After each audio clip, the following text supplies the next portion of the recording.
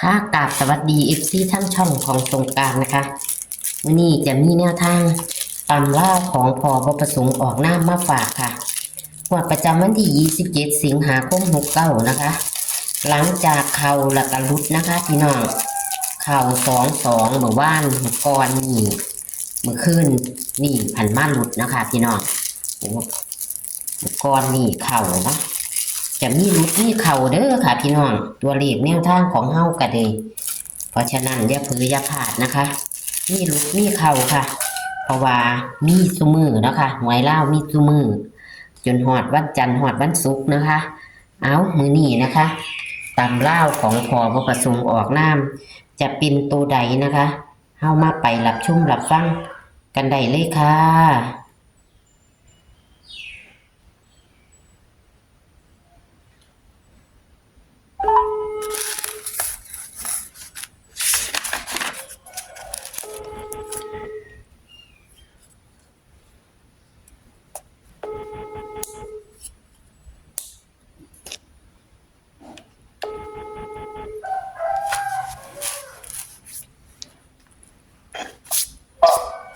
ค่ะสวัสดีค่ะพ่อ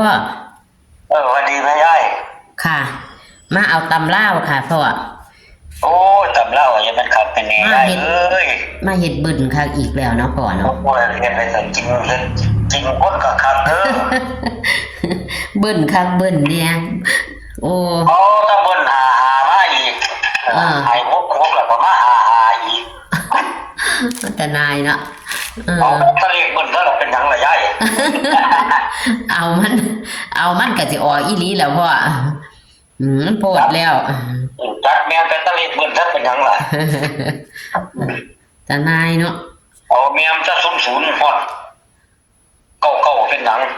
ใครแต่ว่าแม่นอีหลีล่ะพ่อจับเลขเบิ้นที่00เหาะให้คนซื้อไปเลยเนาะหันสิออกเบิ้นดีปานนี้เนาะบ่ต้องกลับเลยบ่ได้กลับมันก็บ่เปลียงเงินดีล่ะเนาะพ่อแม่นสิเฮ็ดให้เด้อมื้อนี้เด้อจ้าเอาพ่อเอาวิ่งเก้ากับศูนย์มื้อนี้ค่ะเอาเลขในตารางมันก่อนมีเลขในตารางเนาะค่ะมีคือเก่าในตารางมันมี5มี0มี9 5 0 9แล้วก็4 3 8 4 3 8แล้วก็7วิ่ง0กับ9วิ่ง0กับ9จับคู่มี9 4 9 9 4 9 5บอกยังไงซ้ำนี่เราเอาเลขเบิ้ลมันบัดอันนี้ให้ซ้ำนี่ติปูโอ้ยพ่อค่ะ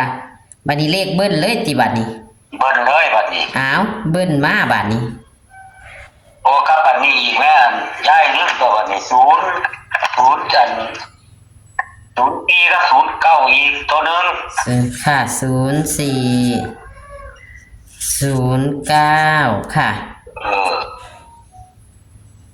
นั่นละบัดนี้ค่ะมีเบิ้ลก็สิ0ก็ว่าออกไปแล้วเนาะค่ะมาได้คือเก่าเห็นบ่หาพ่อมาอยู่แม่น00ก็มาอยู่พ่อปานนั้นเอาเ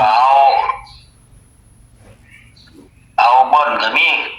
8899 ค่ะ44วันนี้ก็00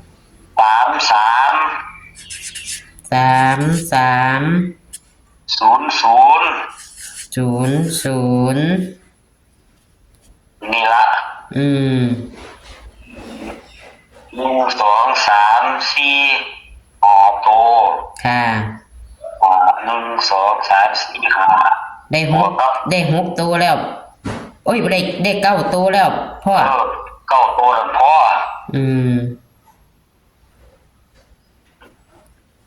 เอฟซีมากหน่อยก็จัดไปหน่อยตัวละ ค่ะ มักเบิ้ลก็ซื้อเอา ค่ะบริวารกันเบิ้นบัดนี้ให้เลยว่าติ หายเลย เออ ตัวนี้มันมี09 09 แล้วก็94ค่ะ ยนละ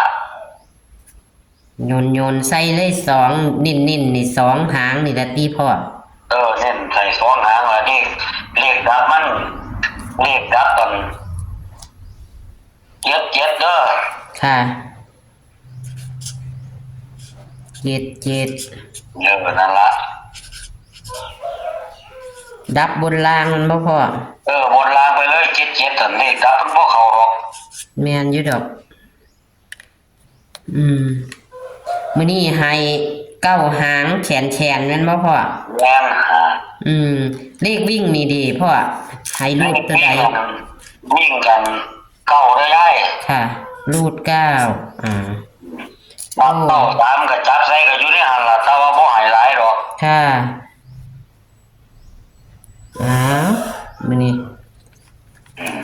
มาสิมาปองอันใดวะติมื้อนี้ มันสิรู้ออกฟ้องในเบิ่นมัน เบิ่นกันเอาไว้ซะแต่บัดสิบ่ออกบัดสิไปออกหยังบ่แล้วว่านี่โอ้ยเฮ็ดกิน บอก FC จับไว้โลด ในตารางนี่ล่ะเนาะ อยู่ในตารางหมู่นั่นล่ะมัก58หมู่นั่นก็ซื้อเอา แม่นอยู่ดอกพ่อให้เขาเจ้าจับ มัน เอา ก็ซื้อเอาตามมันก็ซื้อเอา แต่เก่ามันบ่พลาดอยู่ในตารางล่ะวะ อันนี้คือจับเอาน้อยๆโตหรอก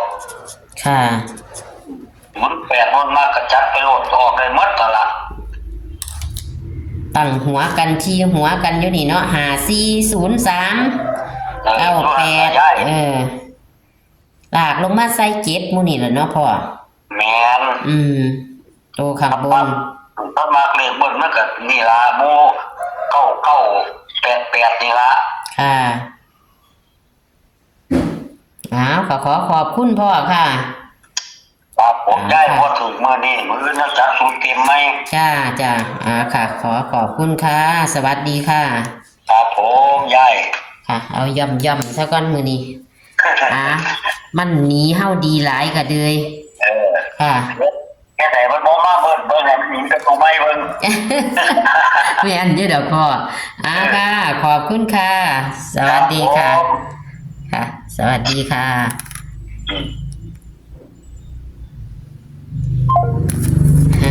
เสี้ยนกับใจหายแล้วล่ะพี่น้องเอ้ยหลีกหนีไกลคักโพด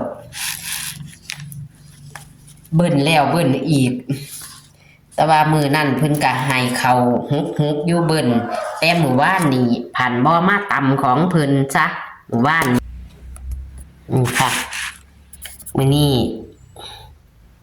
พอจัดหนักจัดเต็มคือ8899443300พี่น้องเบิ้นดีหลายแต่ว่าเลขดับเพิ่น77บนรางดับบนรางเด้อค่ะมื้อนี้ให้หน่อยๆหางค่ะพี่น้องแต่ว่าอย่าเผลออย่าพลาดเลขในตารางค่ะ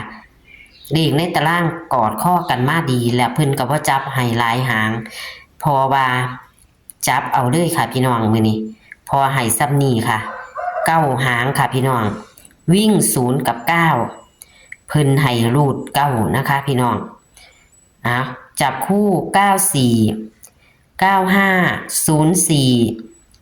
09 88 99 44 3300เน้นที่94และ09เด้อค่ะ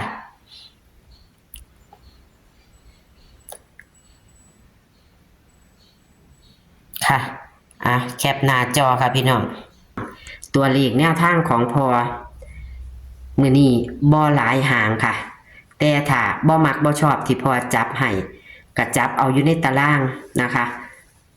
หลายมือแล้วบ่กอดข้อกันมาแต่มื้อนี้อย่าเผลอนะคะอาจจะกอดข้อกันมาได้ค่ะพี่น้องขอให้โชคให้มานกับพอ